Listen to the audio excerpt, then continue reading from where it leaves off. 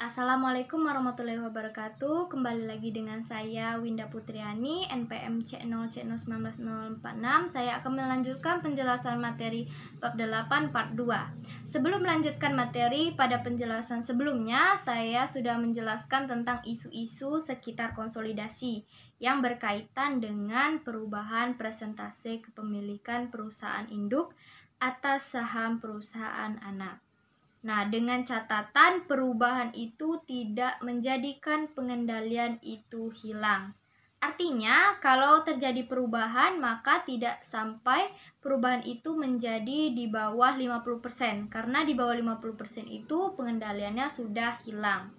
Perubahan yang terjadi tersebut dikarenakan adanya aktivitas transaksi perusahaan induk maupun aktivitas transaksi perusahaan anak. Nah, sekarang saya akan menjelaskan lagi bagaimana akuisisi sahamnya tidak dilakukan di awal periode, tetapi dilakukan pada interim atau di antara periode awal dan periode akhir.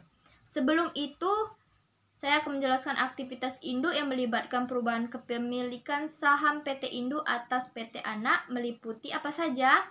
Jadi, perusahaan induk membeli sahamnya PT Anak dari yang dibeli pada orang ketiga. Apa konsekuensi bagi PT Induk, PT Anak, dan kepentingan non-pengendali? Jawabannya, bagi kepemilikan saham PT Induk atas PT Anak akan bertambah, dan presentasi kepentingan non-pengendali akan berkurang atau menurun.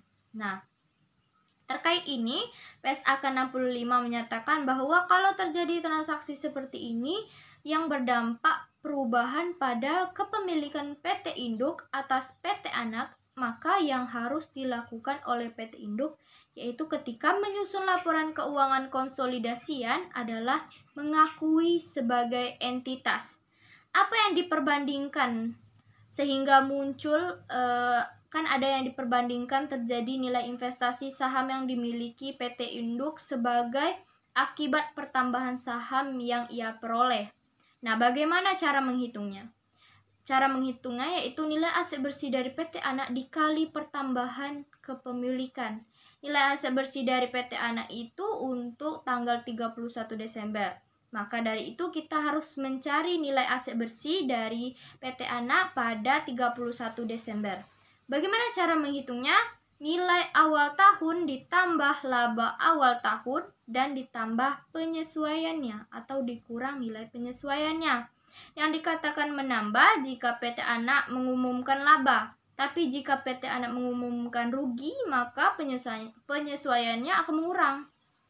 Lalu yang perlu disesuaikan lagi adalah dividen. Apabila PT Anak mengeluarkan dividen, maka dividen ini sebagai pengurang. Langkah selanjutnya, kita mengalihkan dengan berapa persen tambahan saham tersebut. Hasilnya, berapa nilai hasil investasi atau tambahan investasi yang didapatkan oleh PT Induk. Nah, karena dia memperoleh tambahan kepemilikan saham, sehingga ada peningkatan nilai investasi pada PT Anak. Lalu itu tersebut akan dibandingkan imbalan yang diserahkan oleh PT Induk, sehingga dia memperoleh tambahan saham. Lalu selisihnya, seandainya lebih besar peningkatan investasi PT Induk pada PT Anak dibandingkan pada imbalan yang dialihkan, lebih besar peningkatan investasi, maka selisih itu akan menambah ekuitas. Nah, itu kalau selisihnya positif. Kalau sebaliknya negatif, maka itu akan mengurangi ekuitas. Yang kedua itu berkaitan dengan aktivitas induk, yaitu kebalikan. Kalau tadi induk membeli tambahan saham, nah sekarang itu kebalikannya. Perusahaan induk melepas sebagian sahamnya dan dibeli oleh pihak lain. Maka konsekuensinya, ya kepemilikan saham yang dimiliki PT Induk atas PT Anak akan berkurang atau turun. Nah, presentasi kepentingan non-pengendali ini meningkat.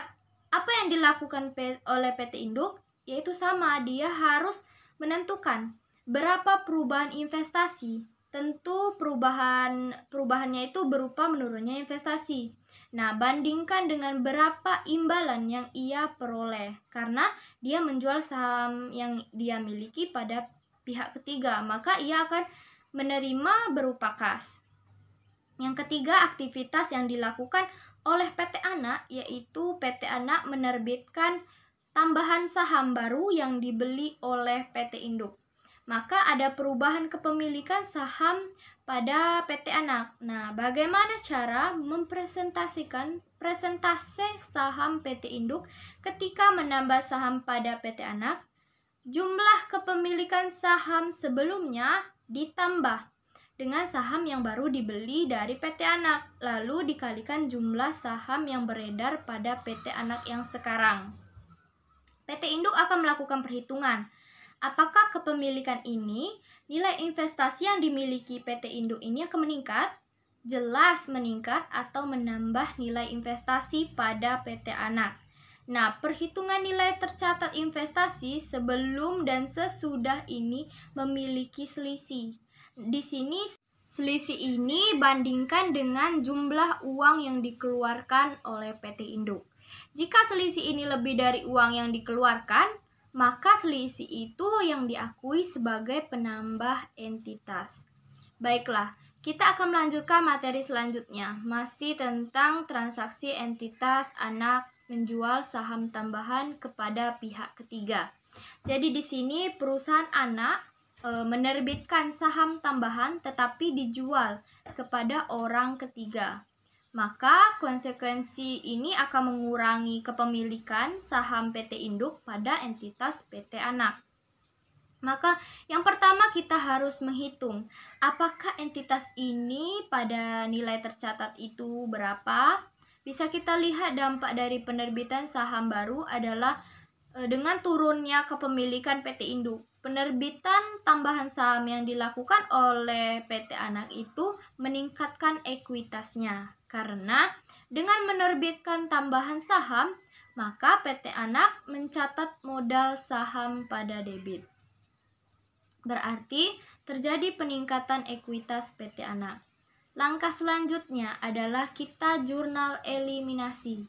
Sebelum itu kita harus menghitung dulu berapa posisi dari nilai investasi PT Induk, berapa nilai dari kepentingan non-pengendali, dimulai dari saldo awal PT Induk, kepentingan non-pengendali. Kemudian PT Anak mengumumkan laba bersih, lalu dividen yang akan mengurangi saldo laba, kemudian penerbitan saham baru yang ternyata menyebabkan nilai kepemilikan menurun dan meningkatkan kepentingan non-pengendali. Maka dapatlah hasil akhir dari saldo laba. Nah, selanjutnya jurnal eliminasi. Yang pertama, dieliminasi adalah saham biasa dan tambahan modal disetor. Saldo laba, bagian laba non-pengendali, dan laba atas PT Anak. Di kreditnya ada dividen, investasi pada PT Anak, dan kepentingan non-pengendali. Lalu ada lagi aktivitas entitas anak membeli saham treasury dari entitas induk. Saham yang ditarik atau dibeli merupakan saham dari entitas induk. Maka jumlah saham pada PT Induk itu turun dari sebelumnya. Karena saham yang beredar tersebut menurun, maka presentasi kepemilikan dari PT Induk tersebut juga menurun. Sebelum itu kita harus menghitung apakah akuisisi saham tersebut pada nilai tercatat atau tidak. Dengan kalikan presentasi kepemilikan induk dengan total ekuitas PT Anak. Jika sama dengan imbalan yang diperoleh, maka dipastikan akuisisi ini pada nilai tercatat. Contohnya di sini, saham PT Anak memiliki nominal 1.000 per lembar saham.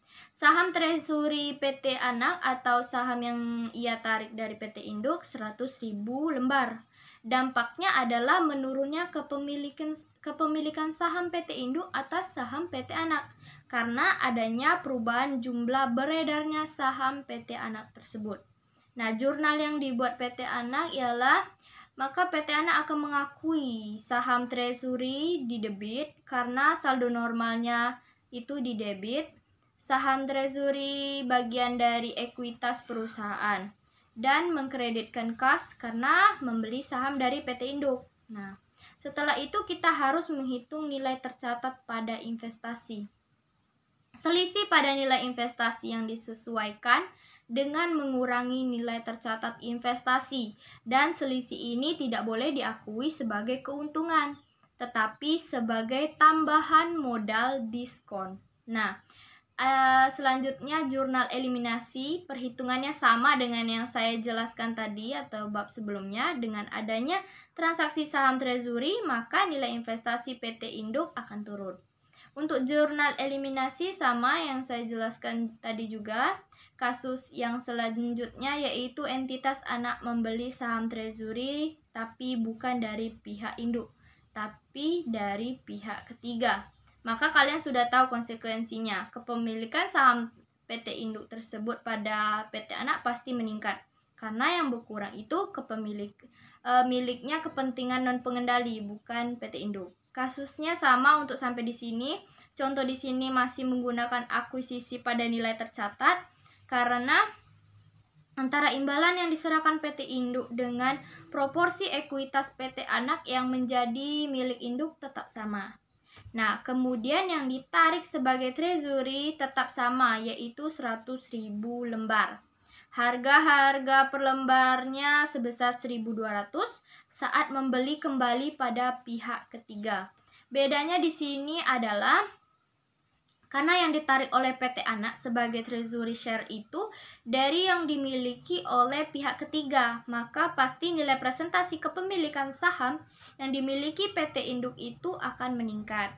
Bagaimana cara menghitungnya? Jumlah saham yang dimiliki PT Induk itu tetap sebesar 350.000 lembar, tapi pembaginya menjadi 400.000 lembar. Jadi itu berkurang. Yang awalnya beredar sebesar 500.000 lembar, sekarang hanya tinggal 400.000 lembar. Karena 100.000 lembarnya disimpan sebagai treasury share PT Anak. Maka yang beredar itu turun. Kepemilikan saham PT Induk itu akan naik menjadi 87,5%. Kemudian adapun jurnal yang dibuat oleh PT Anak, yaitu saham treasury-nya bertambah menjadi 120 juta dan kasnya berkurang 120 juta. Kemudian PT Induk menggunakan metode ekuitas untuk mencatat investasinya, maka dia harus melakukan perhitungan untuk berapa nilai investasinya yang berubah sebagai konsekuensi dari transaksi yang telah dilakukan oleh PT Anak dari pihak ketiga. Nah, dampaknya dari konsekuensi transaksi tersebut, ekuitasnya PT Induk akan berkurang dan kepemilikan saham PT Induk akan meningkat. Nah, perhitungannya sama seperti penjelasannya yang sebelumnya. Yang berbeda itu hanya pada saat setelah adanya saham treasury akan mengurangkan ekuitas pada PT Induk. Untuk menentukan berapa perubahan nilai tercatat pada investasi PT Induk pada PT Anak, kita kalikan sebelum treasury share kepemilikan saham PT Induk sebesar 70% dikali dengan total ekuitas PT Anak. Maka nilai tercatat investasi tersebut 504 juta, sedangkan setelah treasury share kepemilikan nilai saham PT Induk meningkat sebesar 87,5% dikarenakan yang ditarik itu dari pihak ketiga, sehingga nilai tercatat investasi PT Induk atas PT Anak sebesar 525 juta, berarti terjadi peningkatan 21 juta. Maka kita langsung mencatat penyesuaian investasinya, yang berarti nilai investasi pada PT Anak itu meningkat sebesar 21 juta. Dan ekuitas atas tambahan modal yang disetor juga bertambah 21 juta. Selanjutnya perhitungan jurnal eliminasi. Dengan adanya pembelian saham treasury ini akan mengurangkan kepemilikan kepentingan non pengendali. Nah, pada zona eliminasi, kepentingan non pengendali ini dimunculkan sebesar 75 juta, yang lainnya dieliminasi. Adapun tambahannya yaitu jika penerbitan tambahan saham tersebut dilakukan pada periode interim, Misalnya bukan pada 31 Desember tetapi pada 1 Juli. Maka penyesuaian terhadap nilai tercatat investasi yang dilakukan berdasarkan nilai ekuitas PT Anak pada tanggal 1 Juli bukan pada 31 Desember. Baiklah, kita akan memasuki materi akuisisi pada periode interim. Bab sebelumnya itu menggampangkan karena pada saat sebelumnya itu mengasumsikan transaksi itu terjadi di awal periode atau di akhir periode. Padahal pada kenyataannya, realitanya perusahaan itu melakukan akuisisi itu bisa dilakukan kapanpun sepanjang tahun. Maka di sini akan menjelaskan bagaimana akuisisi bukan pada awal periode atau pada akhir tahun, tetapi pada periode tengah tahun atau di antara periode awal dan akhir. Nah, akuisisi oleh entitas induk atas entitas anak yang terjadi pada periode interim memiliki dampak terhadap penyusunan laporan keuangan konsolidasian. Menurut PSAK 65 menyatakan bahwa entitas induk memasukkan penghasilan dan beban entitas anak dalam laporan keuangan konsolidasian, mulai dari diperolehnya pengendalian tersebut sampai dengan tanggal ketika entitas kehilangan pengendalian atas entitas anaknya. Contoh, PTA mengakuisisi PTB pada tanggal 1 April. Sedangkan penyusunan laporan keuangan konsolidasian itu terjadi pada tanggal 31 Desember. Dengan menurut PSAK 65, maka PTA akan melaporkan laporan keuangan tersebut dari tanggal 1 April sampai dengan 31 Desember. Karena PTA baru memperoleh pengendalian tersebut pada 1 April, tidak boleh PTA menghitung penghasilan dan beban entitas dari PTB itu mulai dari 1 Januari. Karena pengendalian yang diperoleh PTA itu dimulai pada 1 April. Kemudian poin yang berikutnya, dividen yang dibagikan PT Anak sebelum terjadinya akuisisi itu akan mempengaruhi nilai ekuitas PT Anak pada saat akuisisi. Nilai ekuitas entitas anak pada tanggal akuisisi diperlukan untuk perhitungan goodwill dan alokasi aset bersih teridentifikasi. Sedangkan dividen yang dibagikan oleh entitas anak setelah akuisisi akan diperlakukan sama seperti pembahasan bab sebelumnya. Pada saat akuisisi seluruh nilai tercatat aset dan liabilitas pada PT Anak sama dengan nilai wajarnya kecuali mesin yang nilai wajarnya lebih tinggi sebesar 10 juta. Jika akuisisi dilakukan pada tanggal 1 April atau dalam periode interim, maka perhitungan goodwill juga dilakukan berdasarkan nilai ekuitas tanggal akuisisi, yaitu 1 April. Nah, pada saat jurnal eliminasi yang perlu diperhatikan itu adalah apakah akuisisi tersebut pada nilai tercatat dan akuisisi ini terjadi pada saat periode interim. Maka pada jurnal eliminasi ada beberapa jurnal yang harus dibuat. Ada juga jurnal eliminasi untuk goodwill serta aset dan liabilitas yang teridentifikasi. Selanjutnya ada kertas kerja konsolidasian yang perlu kita ingat posisinya neraca PT Induk pada 31 Desember dan neraca PT Anak pada 31 Desember dan sebelahnya lagi ada eliminasi dan konsolidasian dan yang selalu ingat yaitu saldo normal akuntansi. Mungkin itu saja untuk bab 8 karena penjelasan tadi sudah sangat kompleks. Saya Winda Putriani. Wassalamualaikum warahmatullahi wabarakatuh. Terima kasih.